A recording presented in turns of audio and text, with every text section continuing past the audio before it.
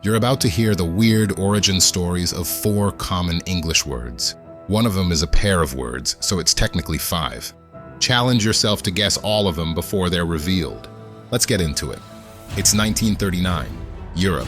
World War II has just started, marking the beginning of the deadliest period in mankind's history, when more than 10% of the world decided to shoot each other for 6 years straight. All this shooting created a chaotic and problematic environment on the ground where nothing seemed to go as planned. It was just a bad situation. So bad, in fact, that when the Americans showed up in 1942, they quickly became accustomed to the chaos and started referring to it with the code phrase, "Situation normal, all f***ed up," basically signaling that they've accepted the disorder as being normal. This phrase was, of course, way too long to say, so the American soldiers eventually adopted the acronym of this phrase, which is SNAFU. Over time, SNAFU entered general usage to refer to any chaotic or disorderly state of affairs. The next origin story begins in Germany in the 1430s, where Johannes Gutenberg developed the modern printing press, bringing the written word to the masses. The printing press also led to the creation of many new English words, including a pair of words, which we'll cover shortly. But let's start with a quick description of how the printing press worked. So basically, individual ink-coded letters and symbols called the type were placed and arranged on what's called a type holder, which was then pressed against a sheet of paper to produce the final print. Each letter was a separate and reusable metal piece, and each letter had a piece for its capital version and another for its small version.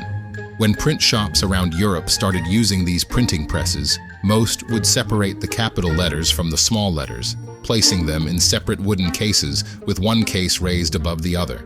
Small letters were kept in the case on the lower level because they were more frequently used and would be easier to reach, while capital letters were kept in the case on the upper level. And it became commonplace for print shop workers in England to say things like, "Bring me the W from the uppercase," and "I need the lowercase y." By the early 20th century, this practice led to the creation of the words uppercase and lowercase, which we still use today to distinguish capital letters from small letters. This next story is set in Massachusetts. The year is 1812, and the political landscape is about to be forever changed by a seemingly harmless act. Governor Elbridge Gerry, a member of the Democratic-Republican Party, spearheads a legislative maneuver to redraw the state's electoral districts.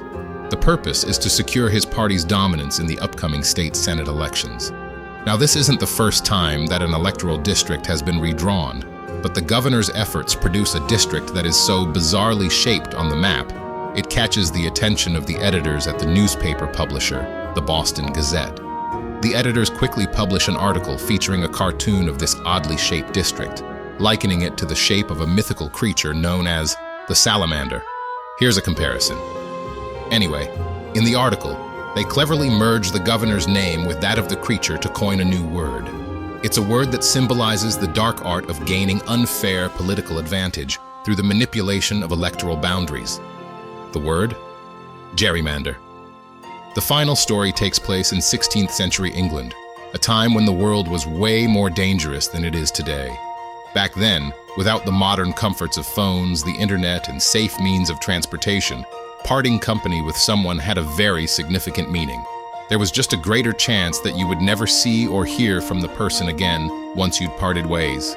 So, before parting company, people would often say to each other, "God be with ye." Yes, God be with ye. The first known contraction of this phrase was in a letter written in 1573 by English writer and scholar Gabriel Harvey, where he wrote this. And due to the influence of phrases such as good day and good evening, good eventually replaced God. So this contraction became this, which eventually became the word we know today as goodbye. Bye, Felicia. Well, that's it for this video. Let's recap. You just learned about snafu, uppercase, lowercase, gerrymander, and goodbye. And now you know their origins. Go tell somebody. And like and subscribe if you enjoy this type of content. Thanks for watching.